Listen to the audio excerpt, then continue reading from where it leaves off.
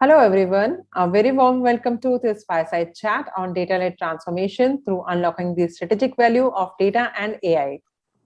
As we all know that AI is offering a huge opportunity to the companies willing to embrace it. But rushing to scale new ideas quickly requires a well-constructed data strategy, which we define as a design and intent that underpins what data is being captured, in what way, and for what purpose.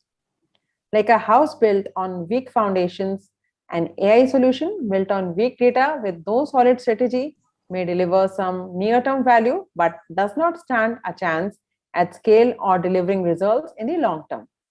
The data strategy drives value as much as AI does. With this fireside chat, we intend to find out how leading organizations have made the shift to become data driven and insights led by scaling data and AI. And we have with us very eminent guest, Vipin Kumar, a global CIO, presently with Uflex Group. He will offer insights on how data-driven reinvention is changing the approach to digital transformation to help companies recognize value faster. Hello, and a very warm welcome to you, Vipin. So, Vipin, you have got an extensive experience across the manufacturing industry while you worked for many large enterprises. What are the three most crucial changes the COVID-19 pandemic has brought to the outlook of manufacturing organizations toward technology? Well, I think plenty, because this COVID struck the industry out of the blue. And though manufacturing, if you look at the last 10 years, there has been a tremendous adoption of technology, but there were still pockets within manufacturing which were not so much adaptive of the IT technology. So suddenly you found that the people are vanishing from offices, operating out of homes, security becoming a big challenge. Then your process, which was hitherto part on the system and part manual, became a bottleneck because there was nobody to do the manual part of the process. So I think process automation became a very serious thing. We had a lot of workflow applications, a lot of digitization happened around that. Then enabling the workforce from home, that was another issue which I think IT tackled very well. But that was really a issue which came out of the blue and hit the organizations it had the potential of disrupting businesses. But fortunately, the Indian IT showed the maturity, showed the vision and the courage, and brought about solutions around those problems. And they were enabled to give a very good value to business on that. Thirdly, I find information security. I mean, globally, you see companies have faced a lot of issues on security during COVID. So this was a big challenge for IT to ensure that your businesses run successfully and in a very secure manner, even when the manpower is not there. So plus fourth and more important is, it changed the way businesses started looking at IT. In many organizations, IT is part of the business overall plan. But in many organizations, I also have seen that, IT comes slightly behind. They think IT is still to be something to deal with technology and all. What COVID has done is that because IT was used to enable businesses, and in many mature organizations, IT even became the role model of bringing in new business models. So the whole approach towards IT in the manufacturing sector, I think, has changed, and it has changed for the better. Yeah, absolutely. So it's no more about digital transformation now. It is more about creating digitalized business models. Yeah. Correct. Okay, so how are the businesses in manufacturing making the shift to become data-driven organizations? And if you can tell us about your initiatives, if you've taken so far, which are more from a data-driven firm. So I will quote an example here. In one of my organizations, I was working, and that organization had a manufacturing capacity of something close to 100,000 tractors, But in spite of their best possible efforts, they were not able to breach that 70,000 mark. It was just getting stuck. They did everything possible, incentivization of dealers, more credit in the market, all they did. Then one day it was decided that what best we can do and how can we really do that. So their IT actually came out with a very innovative solution.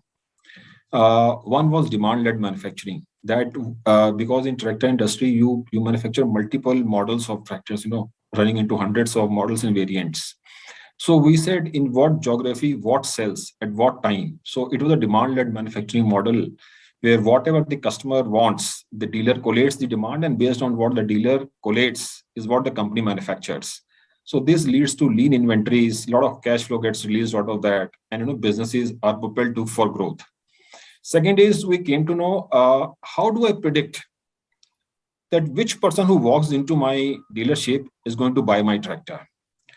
I mean, there are people who walk into a dealership, they go to multiple organizations, multiple dealerships. So how do we predict that, this particular guy is going to buy my tractor? So we wrote a heuristic considering multiple issues in mind, like his profile, what he's looking at, his choices, what are the competition models he's evaluating, his own personal worth, and what is his various behavior habits. So there's a lot of parameters which we captured while a guy walks into a dealership. And based on that, we predicted that this individual is going to buy our tractors, say in the third week of this month. And we reach more than 85% of maturity on that. So that gave a huge boost to the sales. Then we also then did a project, very innovative project, which now has been adopted across the country, that is selling tractor as a service. So it is a new revenue stream which IT created. Typically, when I joined this company about 10, 12 years earlier, I proposed this model. And they all said, yeah, what are you talking? We manufacture tractors. If people start buying tractors on service, then who will buy our tractors? So nobody really thought that it's going to happen.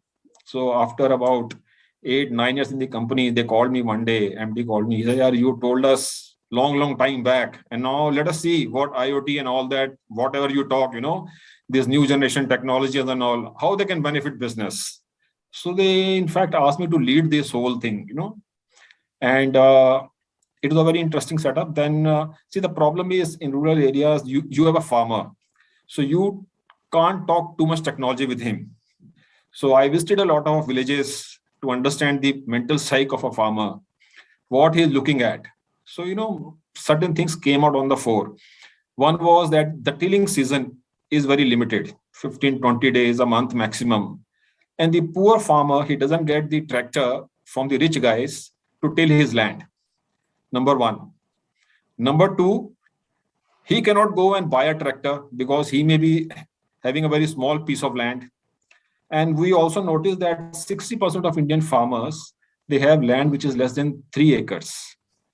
So these were the constraints. And what are the behavior patterns in this?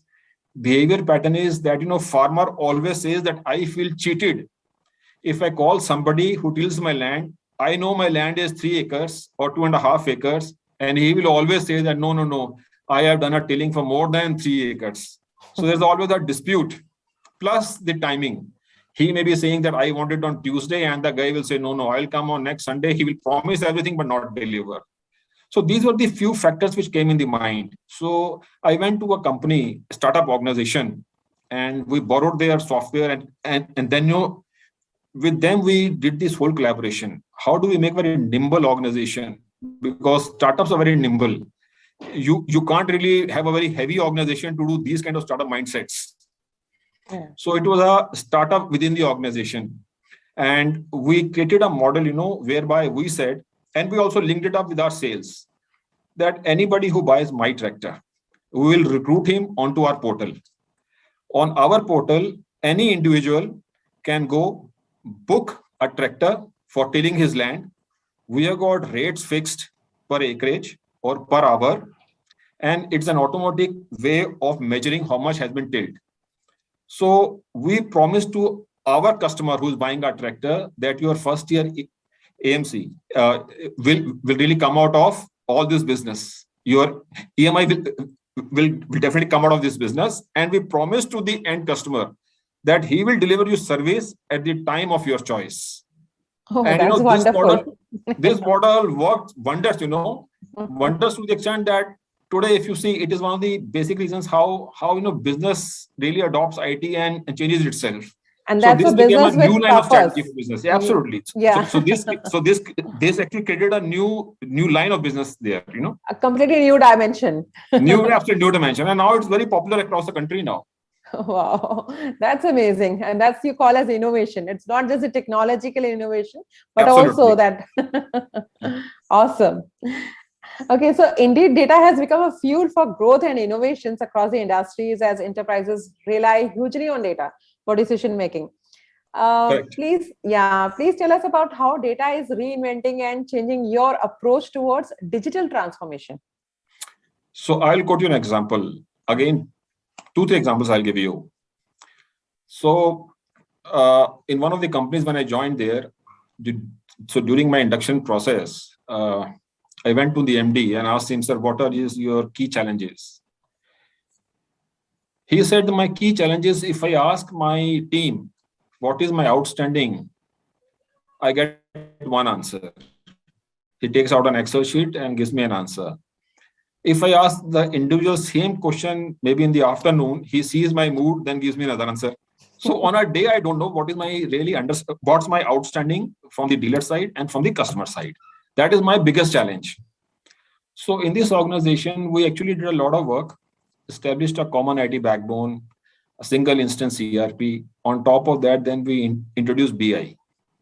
Because decision making till the time data is not there is more based on, hearsay or more on everybody having their own comfort zones built into that.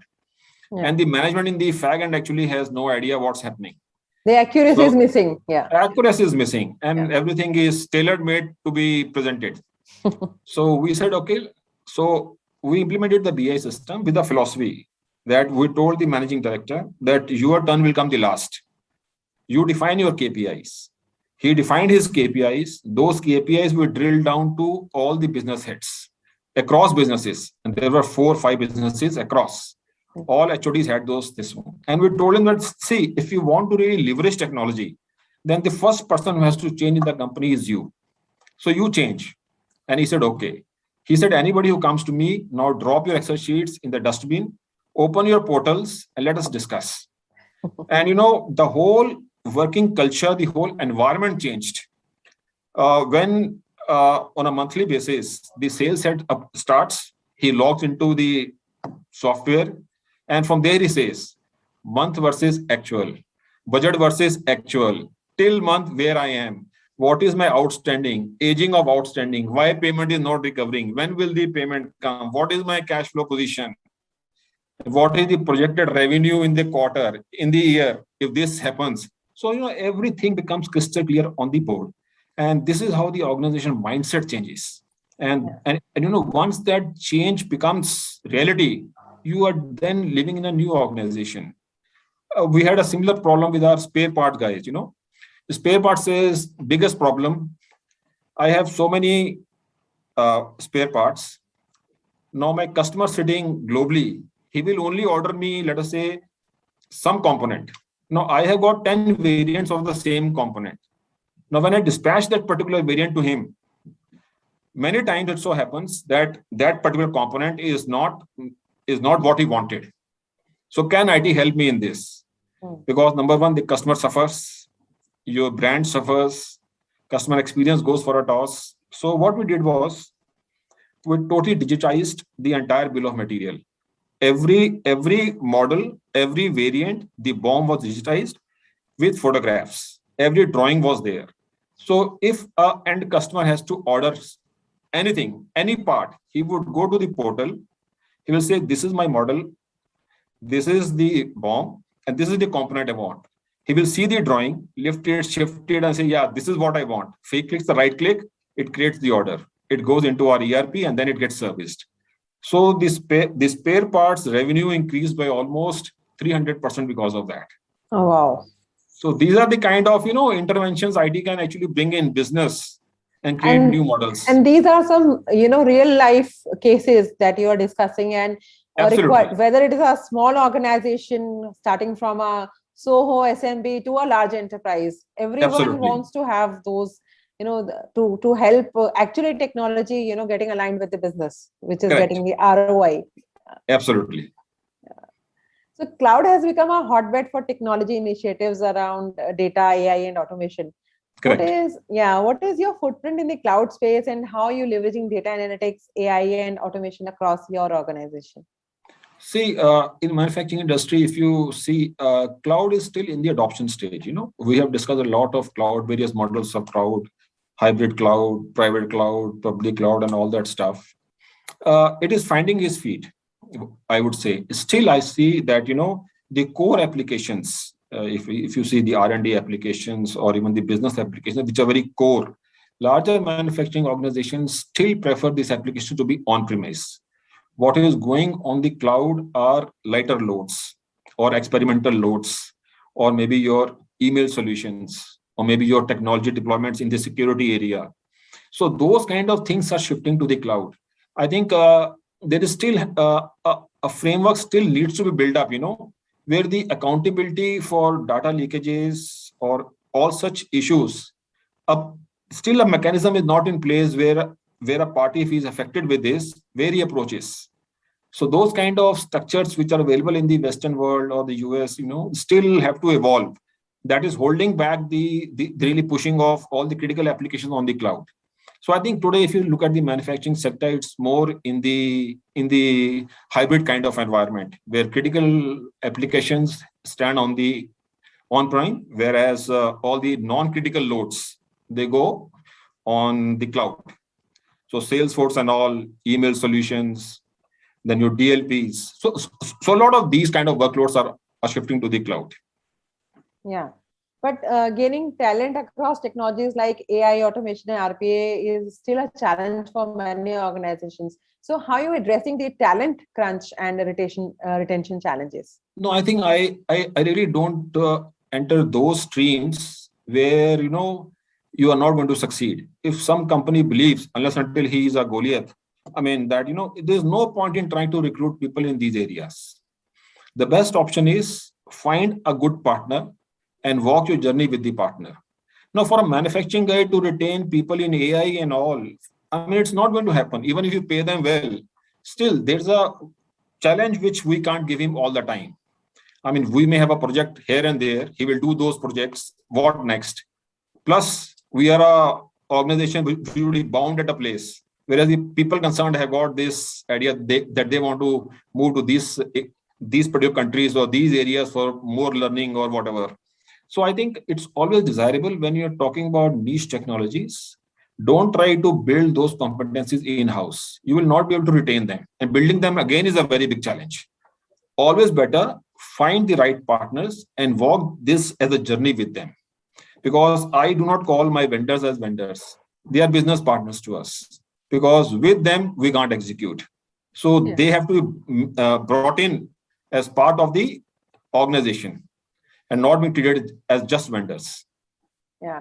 So would you like to mention a couple of your vendors or the agri-tech startups you were talking about?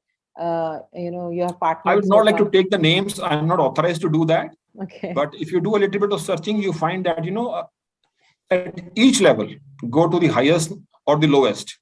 I mean, even at the lowest level, if you deep dive, you really find people are doing some quality job.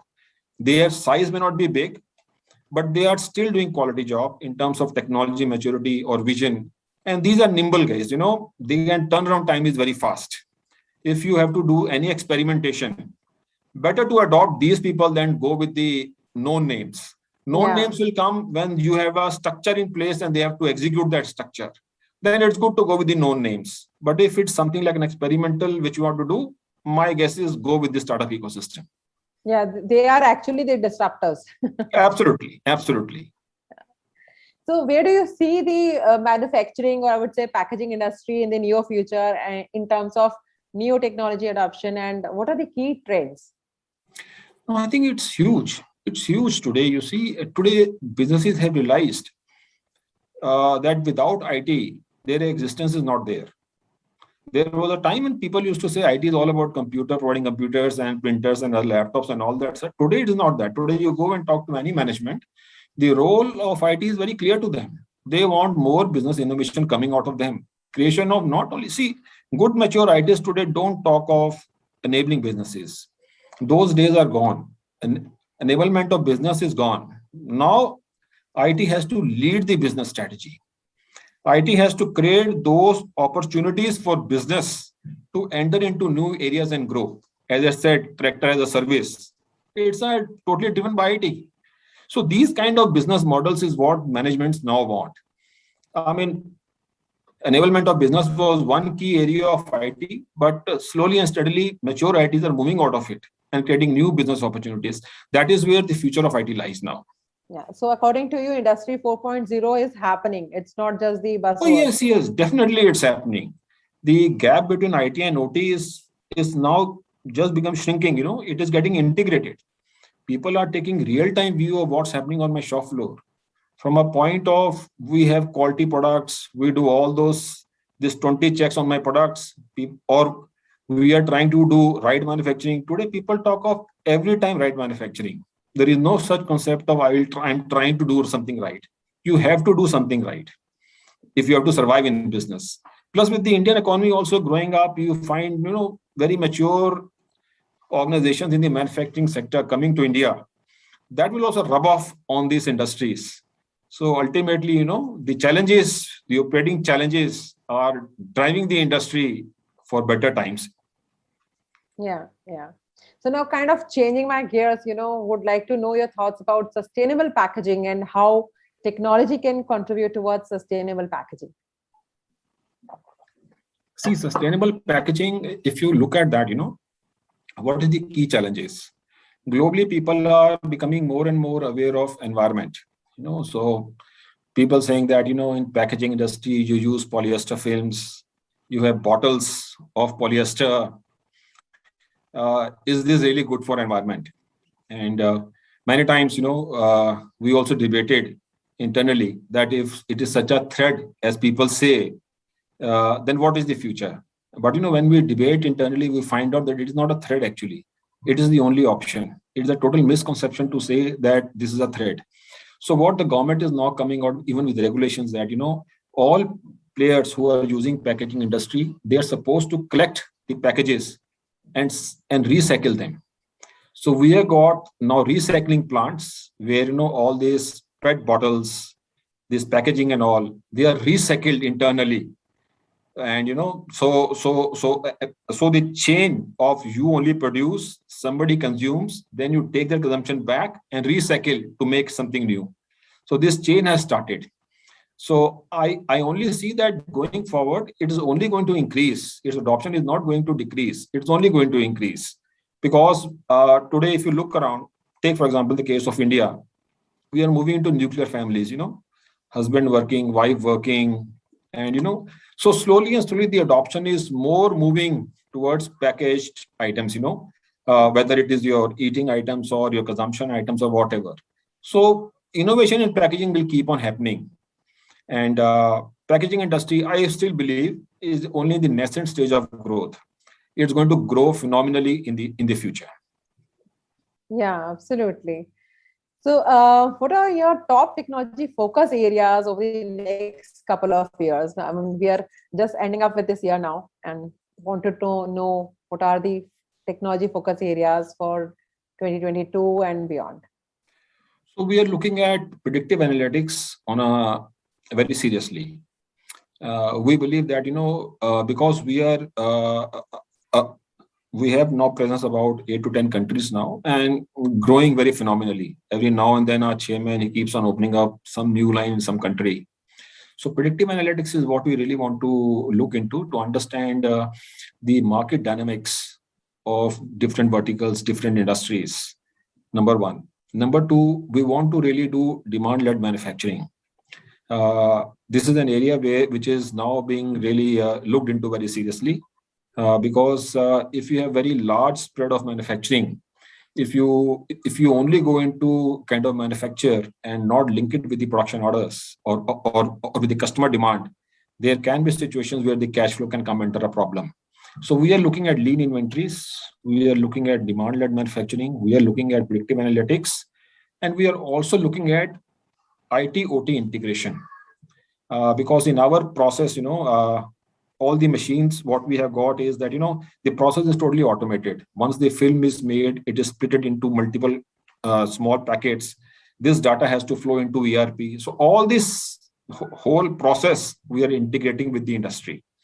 Along with that, RFID is also another area we are adopting on a very large scale, because all our products, I mean, if you look at all our products with the naked eye, irrespective of its recipe, they look to be same. And different customers have got different bill of materials. But when you look with the naked eye, all the rolls look the same, because film will look the same for all. So how do you identify the right rolls for the right customer?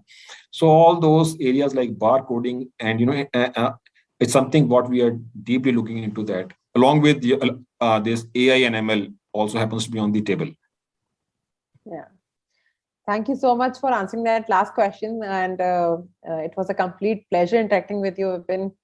We really appreciate your time for sharing the valuable insights. And I'm sure these are really informative and useful to other organizations as well.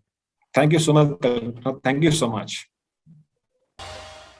For more updates from CXO TV, please like and subscribe to our channel.